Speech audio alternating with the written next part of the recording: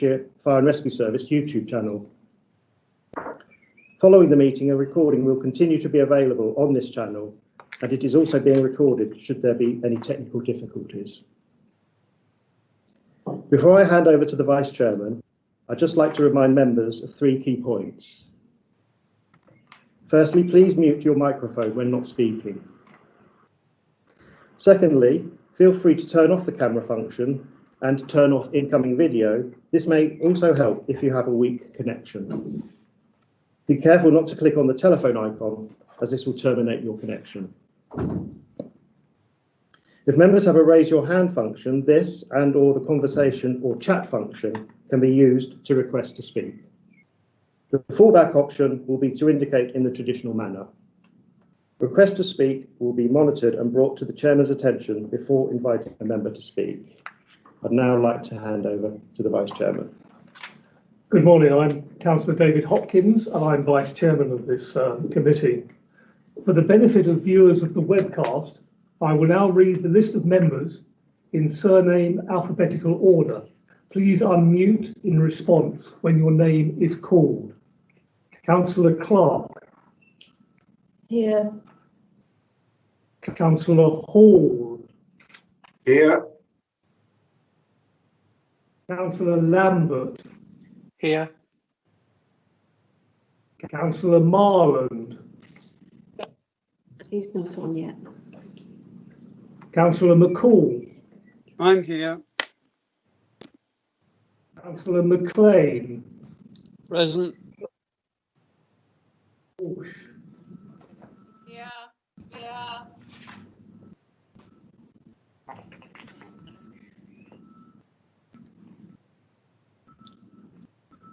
I will now ask the Director of Legal and Governance to ask for the nominations for Chairman.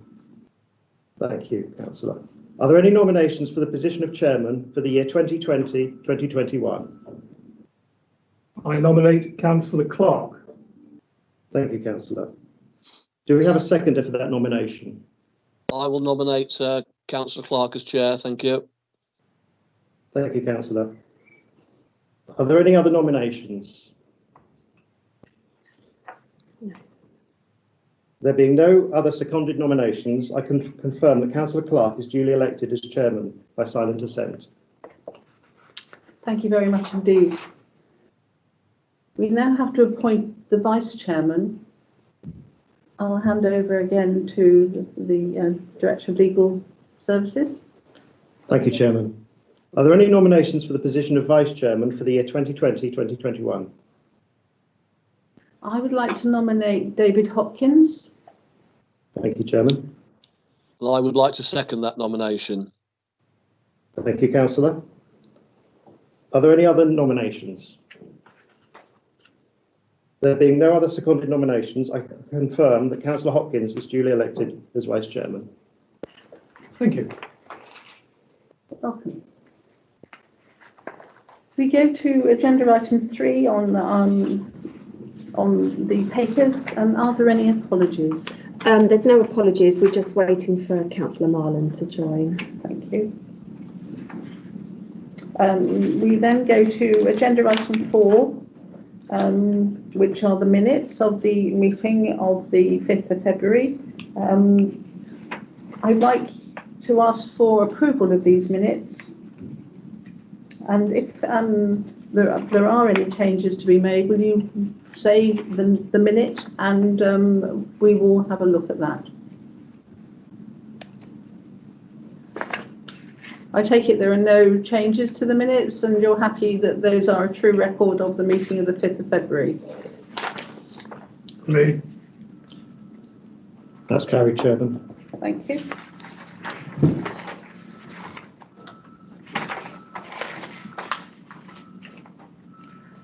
Are there any disclosures of interest? No?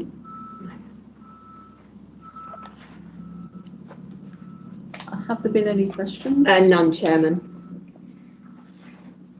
We'll then go to agenda item 7, and this is the Emergency Services Mobile Communications Programme. And I'll ask Marie Crowders, if she would like to take us through this, please. She is in the meeting. Peter Marlin's just joined the meeting. Peter Marlin's here now. Is the officer presenting this? Marie?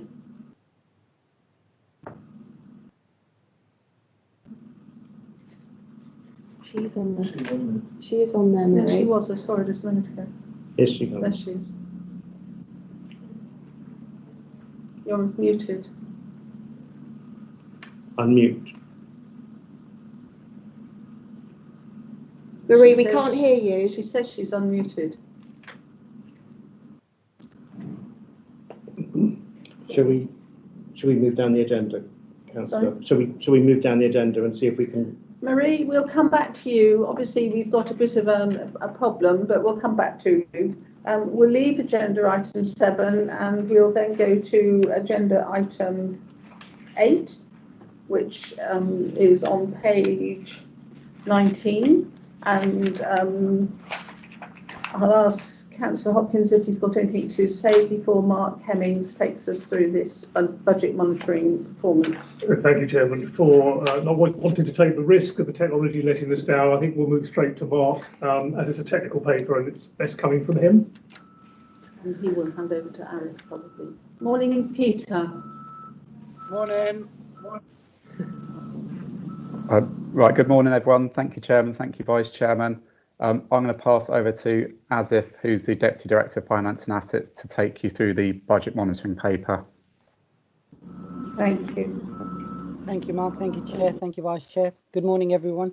I'm going to take you through the budget monitoring report this morning. So this report in Appendix A from page 21 onwards sets out the authority's revenue and capital outturn position as at 31st of March 2020. The provisional outturn figure for the year is a net underspend of 716k. This represents a 2.4% variance against the budget. Table 1 on page 21 provides a breakdown of expenditure and provisional outturn for each directorate. The headline figures for each directorate are as follow. Corporate management is showing a provisional outturn underspend of 137k, which is predominantly due to the restructure of the senior management team, which took place in the first quarter of 2019. The position of Director of People and Organisational Development was removed from the restructure following the retirement of the post holder and has contributed towards this underspend. Furthermore, in addition to this, the interest on investment we received outperformed against the annual budget by 45k, which has also contributed towards the underspend. Moving on to finance and assets, this is showing a provisional overspend of 175k, which is mainly due to overspends in direct employee costs as a result of vacant posts within workshops and other areas of the directorate, which are covered by agency. Moving on to the next section, which is people and organisational development, which is showing a provisional outturn underspend of 226k, which is a result of a restructure which took place within the HR team and has resulted in vacancies at the early part of the year, and possibly individuals that are not on top of their pay scales have contributed towards the underspend. Finally, the biggest area where we're seeing most of our underspend is within delivery, corporate development and planning. This has a projected underspend of 1.6 million. The underspend is a direct result of vacant whole-time posts and due to the on-call establishment being significantly low than budgeted levels. And this kind of comes out in the next table on table 2, which clearly sets out what our direct employee costs are and shows underspends within whole-time, on-call and support staff. Finally, in terms of statutory accounting and contingency, this is projecting an overspend of 981k. So the cost of apprentices is seen within contingency, and as a result of this, 428k of this overspend relates to their employee and training costs. As part of zero-based budgeting, we actually looked at how we budget for apprentices, and we've now realigned the budget and have included this within delivery, corporate development and planning from April 2020 onwards. So apprentice costs would no longer be seen within statutory accounting and contingency. Furthermore, the overspend of 560k within capital charges relates to additional in-year contributions to capital, of which 490k was approved by the Fire Authority at its meeting on 18 September 2019, and the remaining 70k was approved by SMB for additional white fleet purchases within the capital programme. The regular team that I've been discussing above has predominantly related to direct employee costs, which is illustrated in Table 2.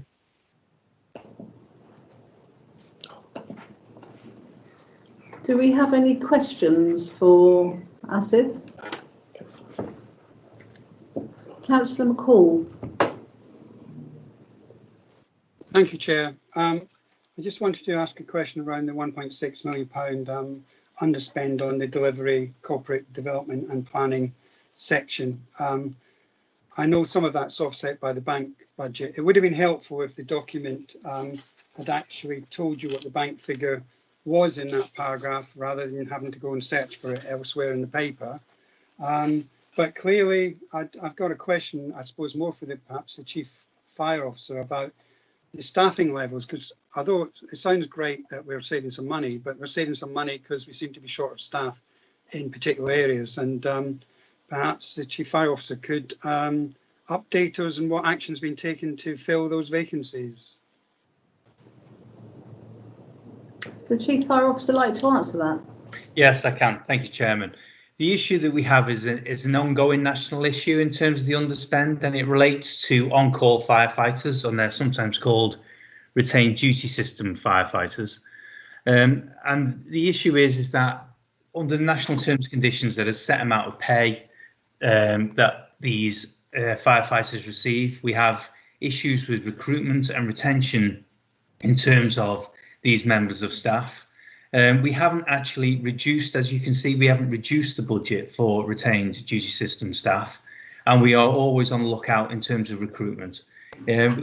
We've got a working group another working group set up to look at the issue, and other councillors have raised the issue in terms of retained duty system staff moving forward. In terms of our whole-time staff, we operate a different and innovative way of crewing, as members will know. We operate a bank system which allows retained duty system staff to operate in a whole-time fire station, and we've managed over the last number of years to maintain the service to the community through these things. But we will continue to look at recruiting retained duty system staff until actually there's a national move in terms of maybe the terms and conditions, etc., change. Thank you.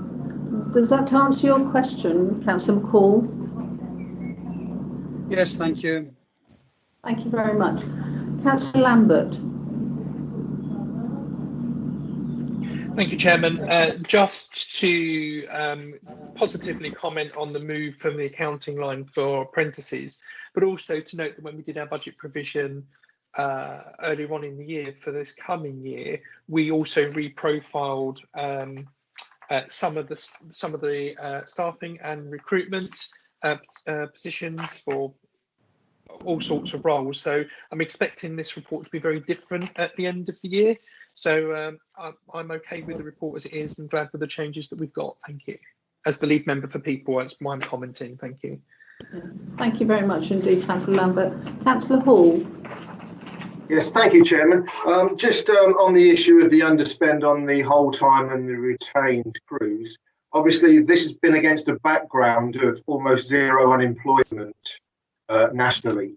I think we're seeing a shift now towards mass unemployment. So I would expect in the coming years that the role of a retained and a whole-time firefighter might be a lot more attractive to unemployed people. So I just wanted to make sure that this is going to stay in the budget for next year and be carried forward. I'm sure. Jason, do you want to answer that?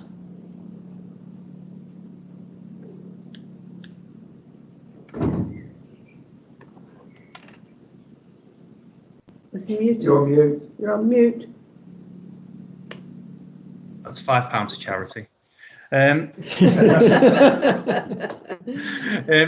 This is a national problem in terms of retained duty system staff, and I think actually what we need to do is start to look at a completely different method in terms of recruiting and retaining these members of staff. I agree with you that obviously the financial outlook and the unemployment situation doesn't look good in the future, and that might be an opportunity for us to try different things. We would be interested in help from members of the Fire Authority as well in terms of advertising.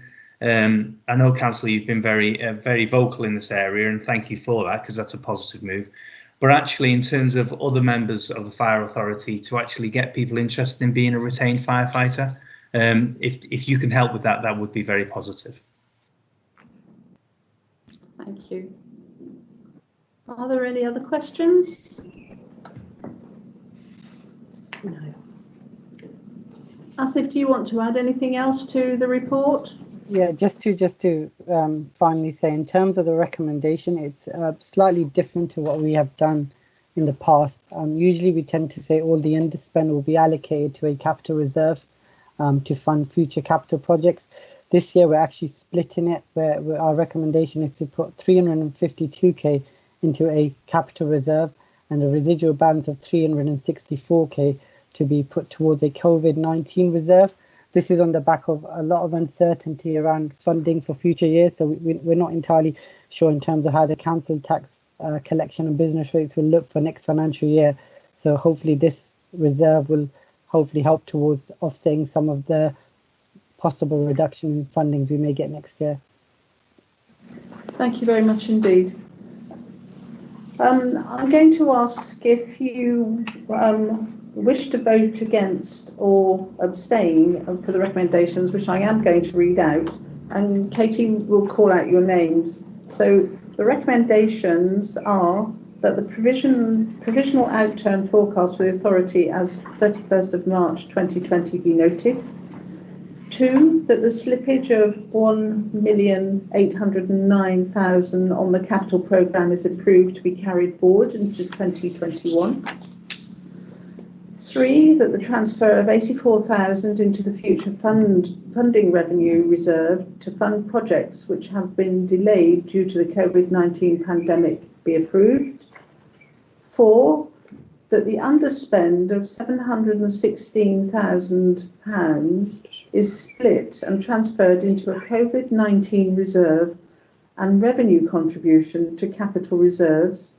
The split will be as follows: 352,000 to be transferred into the revenue contributions to capital, 364,000 to be transferred into the COVID-19 reserve. 5, that delegated authority be given to the Chief Financial Officer in consultation with the lead member to authorise any late changes to the movements in the reserves and capital slippage amounts resulting from accounting adjustments needing to be made during the year-end close-down process. And 6, that should any changes to the amounts referred to above be required, then the Chief Financial Officer will report to 1, the lead member in the first instance, and 2, members at the next available meeting. Those are the recommendations, and Katie will go through your names, asking you if you are going to vote for and supporting it, vote against or abstain. Katie might have some advice on that, Chair. Sorry. Or Graham. Chairman, we'll just wait to see if any members wish to vote against or abstain, and if Okay. not... Are there any members who are voting against? No, can't see any members. No. Are there any members abstaining? No. But the motion is carried by silent Shall I assent. take that then that you're all supporting the recommendations on page 19 and the top of page 20? Yes? Agreed, thank you. So you're going to mention that it's carried then, yes? The motion is carried by silent assent, Chairman. Chairman, I think we may be ready to take Yes. agenda item 7 now, but if not, we can carry on. We'll just, yeah, it looks like we're ready to take the officer's report, Chairman, on the Emergency Services Mobile Communications Programme. Yes. Can we hear you? Can we hear you this time, Marie? Murray, are you there? Can you talk I am to us? here. Good morning. Can you hear me? Brilliant. Yes. Thank you. Apologies. I've no idea why that wasn't working, but I've just moved, so you should be able to hear me fine now. Yes, fine. Would you like to take us through agenda item 7, please? Okay, good morning, members. As you will know, this is a long and complex national project to deliver an emergency services network for use by all emergency services, the military, and a number of other organisations. So this paper is the latest in a series of updates, delivering an update of the progress of the programme. Due to the COVID-19 pandemic, there has been little progress recorded for this programme as Home Office resources have been diverted to pandemic activities. However, the main points I'd like to highlight to you for the paper are firstly the publication of the programme full business case. Members may recall that it was due to be published in the spring of this year, but it's now been delayed due to the pandemic. A revised date for publication has yet to be released. Secondly, members may be aware that the South Central region for this project included the 3 services from the Thames Valley and Hampshire and the Isle of Wight. Due to Hampshire and the Isle of Wight forming part of the South West Fire Control Network, they have now chosen to move to the South West region. This move has been agreed in principle by the programme, and the process to formalise this is now underway. There is still some discussion regarding the date at which Airwave, our existing national communications network, will be switched off, as the current date still stands at December 2022, whereas the date for transition for the fire sector onto the new system is Q4 2024. So obviously there's a misalignment there, but we haven't had formal notification that the Airwave network will be extended to that Q4 2024. Not included in the paper, but subject to discussion within the South Central region, is the role of the Regional Programme Manager, which is funded by the programme. In the early stages of the programme, the South Central region took the decision to use funding to procure an outsource role from Mott MacDonald, and this contract will expire in January 2021. So the Thames Valley Services are now working together to look at different ways to provide this role, and members will be updated in the next briefing note. In summary, that's the paper. And do members have any questions? Are there any questions from any members? Councillor Lambert. Yeah, and Callum Bell would like to speak. Thank you, Chair. I couldn't quite get to the hands up function on the on the iPad. I suppose a couple of questions, Marie, if I may. Have we yet assessed the impacts of the Huawei decisions to withdraw Huawei from the mobile communications network or from communications network across the country? I appreciate it's not us that's paying for it, but I would imagine that it will also change the profile of this really disappointingly worst project I've ever seen ever, as in 20 odd years as a programme and project manager. It has the hallmarks of utter incompetency. That's the first thing. And then and the last paragraph, I welcome the comments there about the transitions and what Hampshire is doing, and the South Central region, South West region. It makes logical sense to do that. And I just hope that the rest of the country then says, hey, why don't we join them, because it'll be a lot quicker to deliver. But that was it. Thank you. Yes. Do you want... Sorry. I was wondering, are you going to answer those questions, or would Callum like to answer those questions? Or would you both like to? No, I'll hand over to Callum. No, I was going to say, Chairman, I'm more than happy for Marie. Apologies. My hand was up at a point at the end. But okay. I'll come back to you in a moment then. Marie? Yeah, with regards to Huawei, my understanding is that there was little involvement from Huawei in the ESN programme because of the confidentiality within the ESN and the high security of that programme. Obviously, the decision was made just this week, and we haven't had a formal announcement from NFCC, which is what normally would happen. But I will keep my eye on that one, and I'll update members in my next briefing note.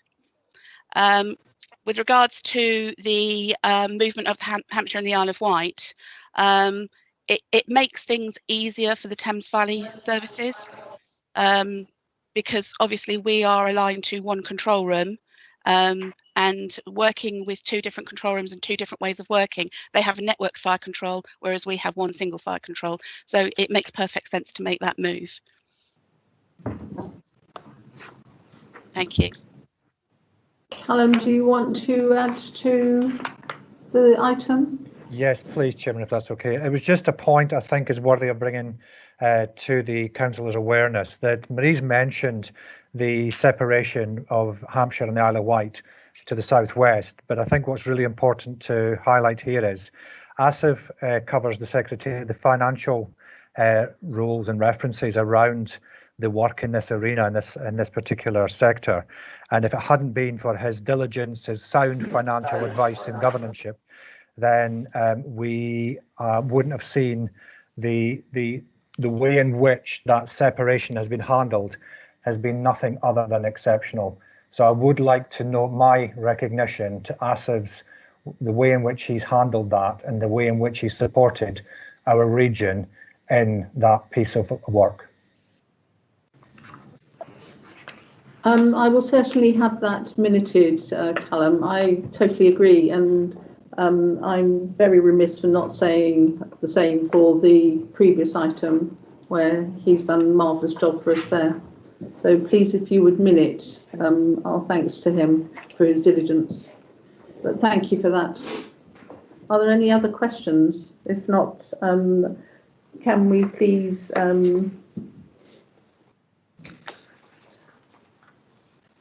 are there any members voting against this, although the members are requested to note the report?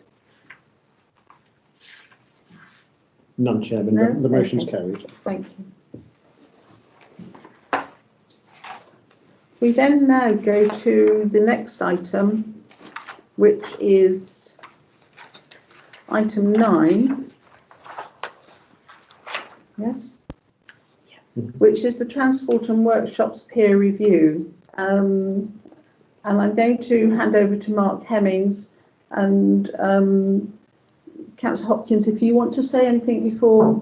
Thank you, Chair. Only very briefly, I think in response to Councillor Hall's comment earlier about the change in economic circumstance, the report summary on page 2, as it says in the report, states that it should be noted that the standout area for concern is the ability to attract and retain quality trained technicians. That may well be something which could, by circumstance, be addressed moving forward over the next few months and hopefully not too many years.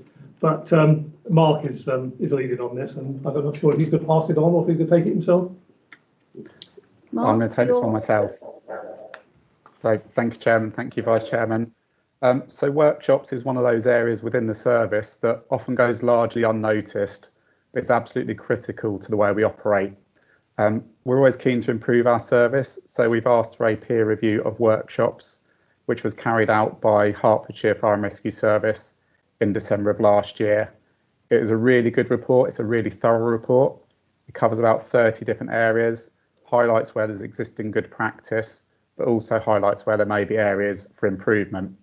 As Councillor Hopkins has just said, the standout area for concern was the ability to attract and retain highly qualified vehicle technicians. And that's something that we've addressed since through the use of a market supplement to make sure we're up to a full complement of staff, to make sure we can keep all our appliances on the road. Some other key areas where it was noted that we need to review, for example, are the use of software within workshops, but also to look at some of our capacity and load planning, which we're going to look at over the coming year. At this point, I'll introduce to the committee Jez Finden, who's our fleet manager, who worked with Hertfordshire on producing this report. Jez is here to take any detailed questions that members may have on the report. But before I open up for questions, I just want to pass on my personal thanks to all the staff in workshop and Jez and his team, who've done an excellent job, especially through this difficult time with COVID, having to adapt. But despite all of that, they've kept us on the road and kept all our fleet running in an excellent way. So my thanks to those, and I'll open up for any questions from members. Was Gary Hall. Sorry? Gary Hall. Councillor Hall, you've got a question? Yes, thank you, Chairman. Myself, together with a Bucks firefighter and a Berkshire firefighter, had the pleasure of looking around the London Fire Brigade facility in Ruislip. And it's quite an amazing workshop. The comment was, you know, in Bucks we've got 2 bays, they've got 22 bays. And it's run by Babcock, so it's subcontracted out. I know that there's been some talk around this kind of thing before, but would it be something that could be considered. Maybe it might be an improvement if we contracted it out. Did you want to answer that, Mark? Yeah, Yes, I can please. comment on that one. So yeah, we have had conversations, we have looked at it. We did look at a joint facility with Aylesbury Vale District Council when they had their facility redone at Stocklake. Some of it's to do with scale. It's something we've looked at across the Thames Valley, but it's difficult with kind of the breadth of area we cover. But it's always something we're going to keep under review, especially with COVID. We're looking at a number of functions that support services offer and ways of doing those differently. So yeah, it's something we'll keep under consideration as a possibility. Jason, do you want to add to that? Yes, thank you. It's a good question. Just so members are aware, we did have a presentation from Babcock's about this issue about workshops in terms of outsourcing. The business case in the presentation to us and to Thames Valley Partners was predicated on all three services, Oxfordshire, Royal Berkshire and Buckinghamshire, all coming in together and outsourcing the whole of their workshops fleet. It would, after the presentation from Babcock's, this wasn't deemed as a possible way forward. Firstly, because actually in terms of the governance issues, for example, Oxfordshire don't just service fire engines, they service other parts of the Oxfordshire County Council fleet. But it was an issue that was raised. It was an issue that we investigated and discounted for them reasons. Following on from that, that was the purpose of the peer review, to then look at the to look at our own workshops and see actually how well are they operating. And actually the peer review in this paper identifies how well they are operating. We've had to make some tweaks and changes in the budget, as Mark quite rightly says. I mean, there was an issue about attraction of key service staff in this area.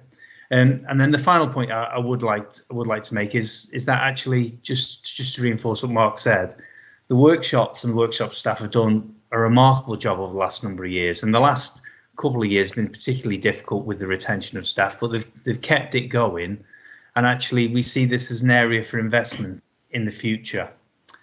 The final point about outsourcing I would make is that we looked at Aylesbury Vale as well at the time, which Mark mentioned, but it's also important to remember that the workshop staff not only service the fire engines, but they also service the whole range of equipment that the fire engine carries. So that's all the generators, the cutting gear, there's a whole range of specialist equipment. There are technicians service on a daily basis. And I would see this as an area for investment for the authority in the future. Councillor Lambert, you have a question. Sorry? Thank you, Chairman. A couple of things. Firstly, just a tiny thing. There's a spelling mistake practice in number 19. It's got an S instead of a C. I suppose a couple of things there. This report reads in the same way that the Chief has just said. It's an area for investment. It is quite specialised, and while investigating other options with a former local authority is a good thing, you should test what that marketplace looks like. My questions come round to items 7, 8 and 9 of the report, and then a comment about 23. And I think it's purely around my understanding about planned and reactive maintenance, and when we do how we load, well, how we get those items done, because this reads to me that we're either servicing too often or servicing not enough, or we don't have enough capacity. And that's because the way that the report is written. I'm not a transport engineer, I'm not an engineer, I'm not a mechanic, so it might just be the terminology. 23 for me was a question, and 24 was about the replacement programs and the fleet. That will require us to reprofile, I think, our capital expenditure later years. And I'm just wondering whether maybe at the next meeting we could have an update on what that reprofiling would look like and planning, because while we'll see that at the end of the year for the budget for next year and for the medium-term financial plan, we may need to, do something else in terms of profiling other projects and other capital spend. Thank you. Okay, if I can pick up the answers to number 23 and 24, and then I'll hand over to Jez to answers 7, 8 and 9, if that's okay. So in terms of the replacement programme, we are out to tender again for the joint Thames Valley fire appliances, because our existing contract is coming to an end. We're shortly at the stage we're able to award that, we think, by the end of this year. So that will then give us the opportunity to project forwards further. We already allow for either 2 or 3 fire appliances a year within the capital programme. And what we're working on at the moment, and we've had to kind of revise slightly due to COVID, is an updated financial and capital strategy, which will be coming to the Executive Committee and/or Fire Authority in due course. And that will look at a much longer term capital programme, as you suggest, looking out towards kind of the 15, 20 years, which is kind of the expected life cycle of an appliance. I'll ask Jez to comment on the other items, if that's okay, Jez. Yeah, good morning, everybody. As far as the servicing schedules are concerned for our fleet, we are meeting the minimum requirement for duration between safety inspections and servicing that the DVSA require of us. So the 13 weeks where we inspect vehicles on a quarterly basis is the minimum period, and that can only be adjusted shorter if the use is deemed greater than the requirement or what's currently used. So if the mileage increases, then we'd have to reduce that period of time between safety inspections. But generally speaking, the quarterly, so 13 weeks is the maximum that we can go between safety inspections to ensure that the vehicles are compliant and safe to use. Okay, thank you. Chairman, I forgot to add one small thing, if you'd indulge me for a second, is my understanding of the roll tester, the brake roll tester that we're currently using an external for, that obviously would require capital investment as well. My question, I suppose, really is, I take it we will see something come back to us about what that looks like in terms of investment. And is it mobile? Is it something we can move to another site if that was what we needed to do, or is it something that's built into the building? It would be something that's built into the building. However, if we did move, it could be uplifted and moved if it was within a reasonable length of time, looking at the sort of life that's expected of a particular piece of equipment. Much more useful to have the roller brake tester here on site, because the requirement from DVSA now is that at every safety inspection a brake roller test should be carried out, whereas previously it was accepted that you could do a decelerometer test, which was basically a piece of equipment that you put in the vehicle and you do like an emergency stop, and it would tell you deceleration. That doesn't give you enough of a breakdown or an understanding of how each of the individual brakes are working on a vehicle. So a roller brake test gives you a much more in-depth idea of making sure that all components are working correctly and it's meeting the minimum standard. So actually having that on site would mean less reliance on third parties. We've got 2 suppliers that we currently use, but we have had instances where we have a bit of a delay because either their facilities are in use by themselves or out of action. So it would give us the resilience having our own roller brake tester. Thank you. Councillor McLean, you've got a question. Thank you very much, Chair. First of all, Steve, thank you for stealing my major question about the brake testing. Thank you for asking it. Quite all right. Firstly, it seems an immense amount of work done in one day. So just a comment, was some of it pre-arranged, that questions were asked and answers sent and then discussions held on in December? And then just a bit of clarification, and I think it's probably what Jez has just mentioned. At the moment, I understand from reading the report that some of the inspections are carried out by technicians going to fire stations, and the proposal is in the longer, medium to longer term, that all the vehicles will be brought to HQ for all of their testing, not just the major tests. So if we could have some clarification on that, please. Yes, as far as, yeah, it obviously does look like a lot has happened in one day. It was basically, I'd had a number of communications with Brian Middleton over a period of time and provided information to him to look through before a face-to-face meeting, and then clarifications between us on, you know, if he had any questions or anything relating to the information that I'd supplied to him. So yes, although the report, or it looked like it's in one day, it was over a number of weeks prior to that we providing the information to him. And sorry, what was the other part of your question? The other bit was, I was just having read the report a couple of times, Jez, wasn't quite sure. At the moment, my understanding is that whilst the majority of work's done at HQ, there are on occasion some of the checks and inspections are actually carried out at the stations by the technicians going there. And in the sort of going forward, I read it as if the recommendation was to do all the testing at HQ with or without the brake testing machine when it arrives. Yes.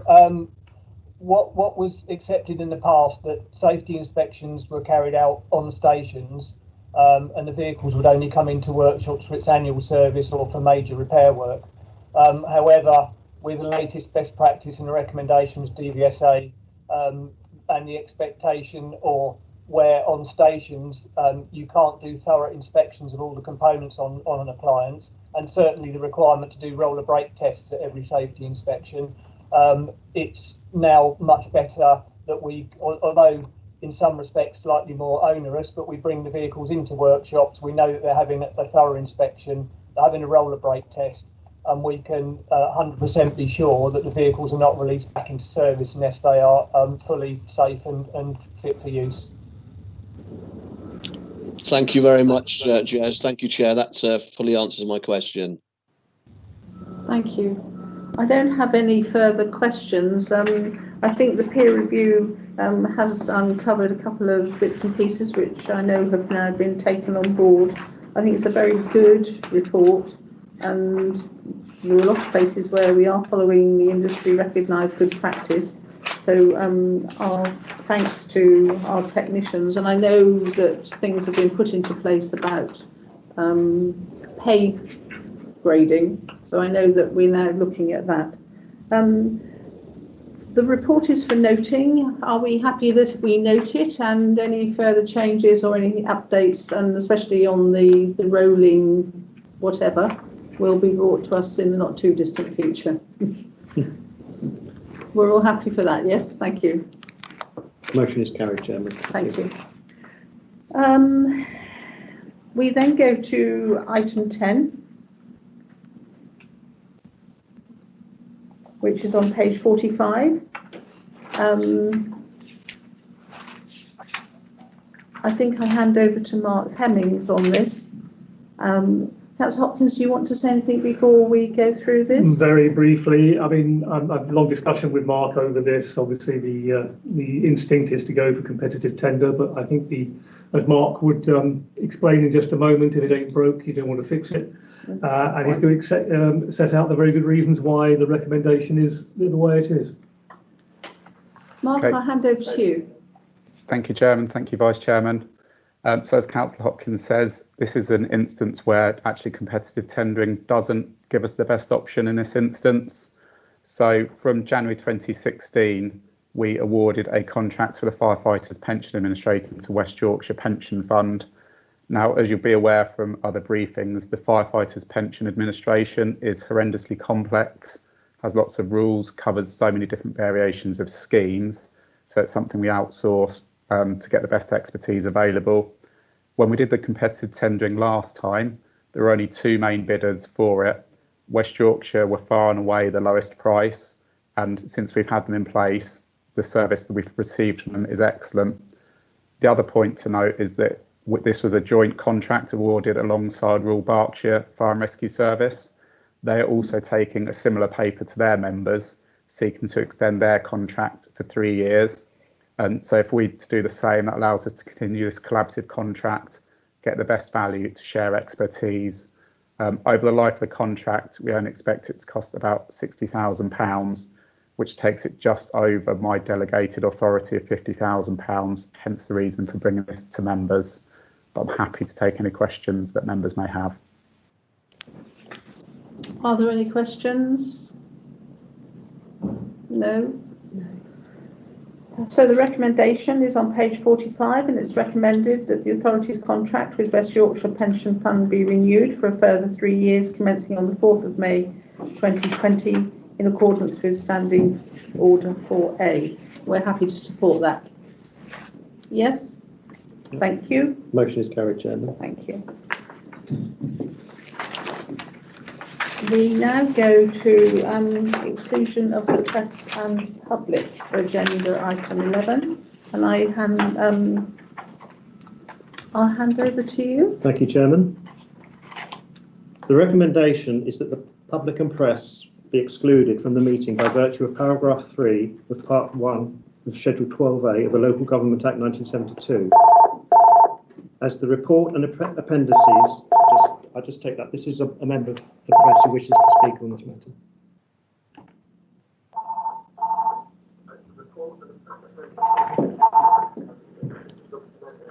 Is that you, Mr. Tooley? Hello there. Is that Graham? It is. Hello, Graham. Sorry to interrupt your words. That's fine. This is Mr. David Tooley. He's the local democracy reporter. Can you, Mr. Tooley, could you turn off any other device you've got in the background? Sure. Yes, I've got the YouTube stream on, so I think there's a bit of a delay. Yeah, sure. Would you like to start again, yeah, please? if you, I'm just going to put the recommendation to members, and then your request to speak has been noted, and members will first consider your request to speak. But let me put the recommendation to members. Lovely, thank you. Thank you. The recommendation is that the public and press be excluded from the meeting by virtue of paragraph 3 of part 1 of Schedule 12A of the Local Government Act 1972. As the report and appendices contain information relating to the financial or business affairs of a person, and that includes the authority. And on these grounds, it is considered at this moment in time that the need to keep the information exempt outweighs the public interest in disclosing the information. That's the recommendation that I'm putting to the committee. And Mr. Tooley, you have made a request to be allowed to speak for 4 minutes, and I think the chairman is minded to grant that request. But the chairman will confirm and seek other members' views. Mr. Tooley is going to talk to us about the exclusion of the press and public, and we will then make a decision after Mr. Tooley has spoken. Mr. Tooley? Yes, hello. I'm just going to find the clock on my device. Would you like to go ahead? Oh, great. I'm just going to give him the 4 minutes, Chairman. Sorry. Great.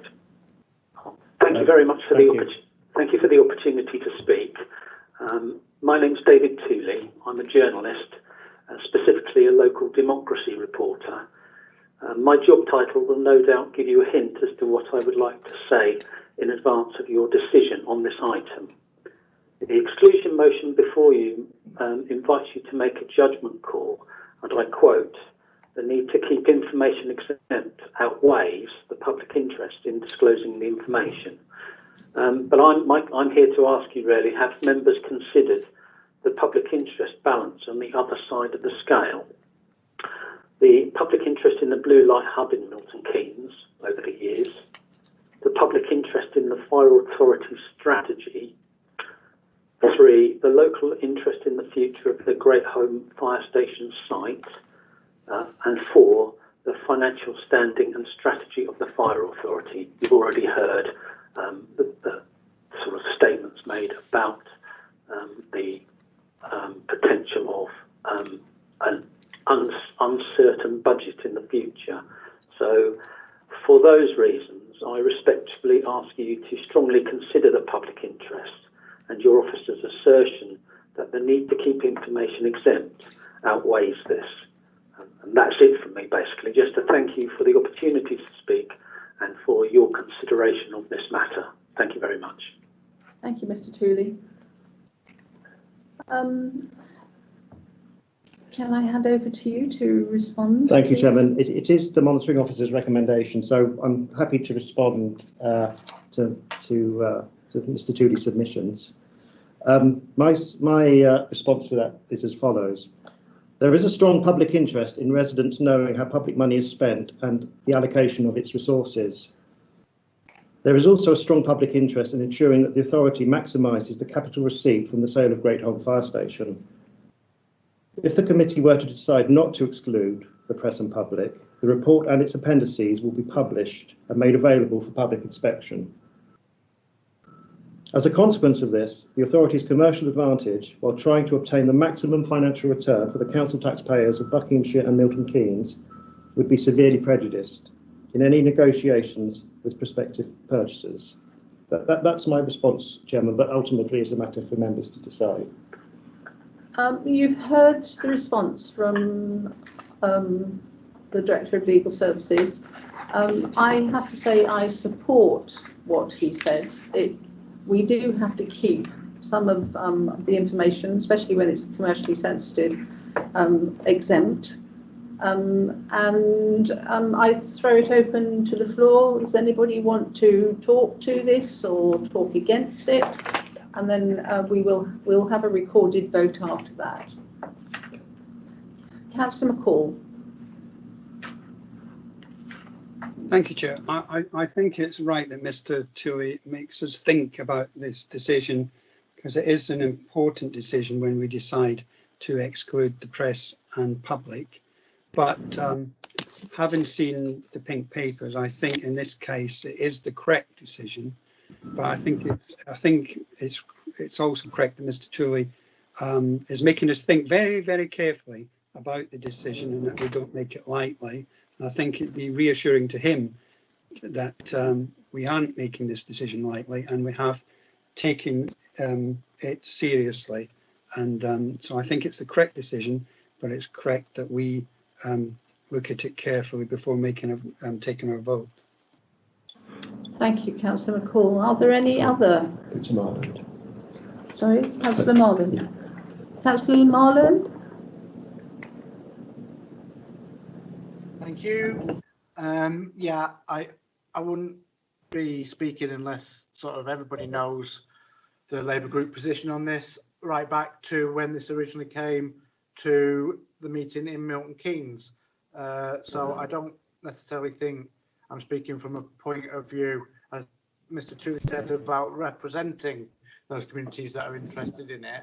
What I would say is, having seen the pink papers, I do think there is a huge risk, and knowing what's in them, there is a huge risk to the authority if those pink papers become available, and that there are occasions where, unfortunately, local authorities do have to take decisions in private because the people offering money for sites are in competitive market with other people who may then sort of not necessarily want them to buy the site, or may challenge us.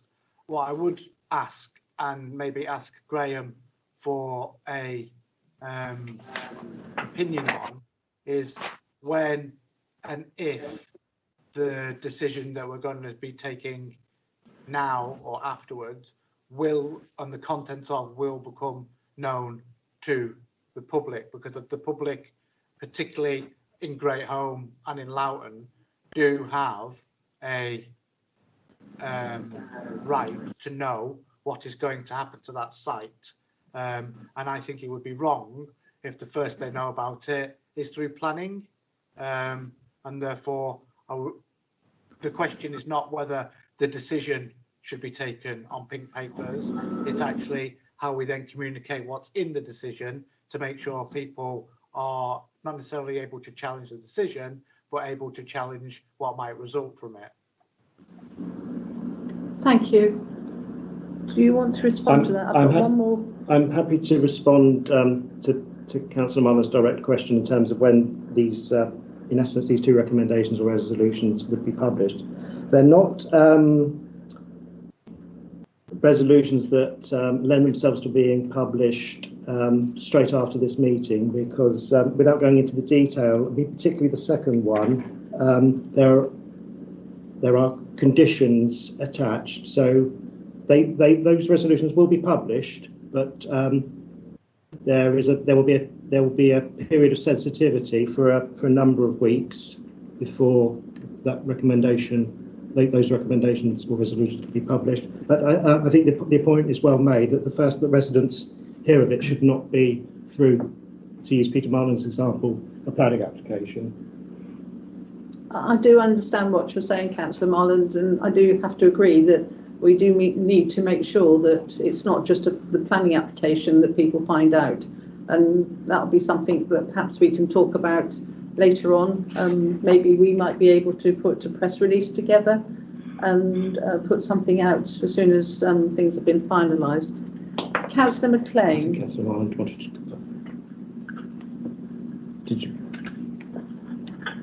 Councillor Marland, do you want to come back on that? I suppose, as David has asked, it's about those scales, isn't it? And I mean, I'm taking a decision on Milton Keynes Council in a couple of weeks around a substantial amount of money that has a commercial interest in it, and it's very difficult. But it is that balance between the public's right to know certain bits of information, but being excluded from other commercially sensitive bits of information. And whilst the decision may not be able to be published, I hope that maybe Graham and Mark, the Director of Finance, and yourself can give some thought as to how the principle, or it's really difficult to discuss this with not sort of not referring to the pink papers in general, how the substantive issues might be able to be communicated rather than the commercial issues. So perhaps in a hypothetical world, if the authority is being offered one figure for the site of land, maybe a redacted version of the decision could be published that excludes that but gives a general sense of the fire authority's intent. I quite understand what you're saying. Point taken, Chairman. Yes, Councillor. yeah, I do understand what you're saying, and I think probably we're all very much like-minded. We don't put things into pink paper because we want to put them into pink paper. When it's commercially sensitive and it's the best reasons for the authority, then I think we have to do what we're doing. But I do take on board what you're saying. Councillor McLean, you put your hand up. Thank you very much, Chair. In the principle of the pink papers, as Douglas mentioned, whether we are correct in putting things into pink papers, I have to say that every time that I see a pink paper, I consider whether it is appropriate for it to be pink or not. So I think we are doing the right thing.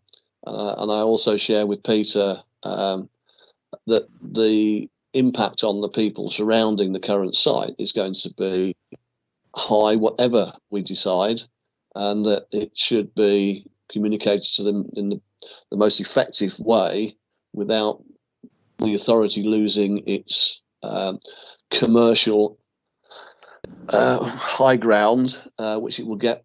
And therefore, I think we will have to go into pink papers on this one, but release appropriate information as soon as practical after that. Thank you, Chair. Thank you. Point taken and point noted.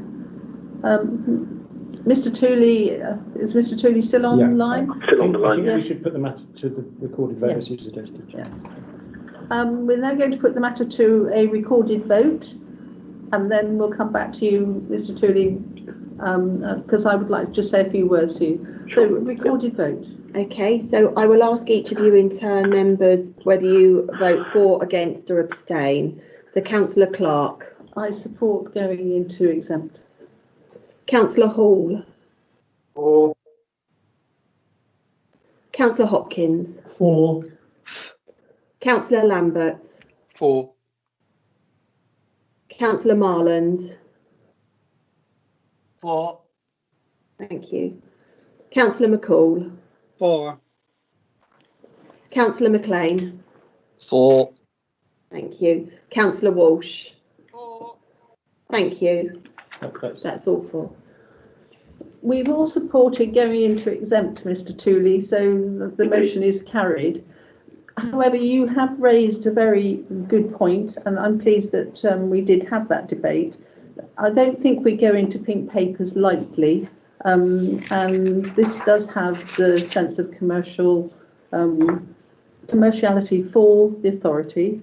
However, once the meeting has finished, Councillor Hopkins, myself and Mr. Britton will discuss how we can actually put any information into the public domain as soon as we can. And I hope that that sort of is helpful to you. But I do thank you for your question. Great. Thank you very much for your consideration. Thank you. Okay. Take care. Bye-bye. You too. Thank you. Bye-bye. Bye-bye. So we're now going to vote to go into exempt. We have voted to go into exempt. Unanimous. Unanimous. So we now await the IT guru.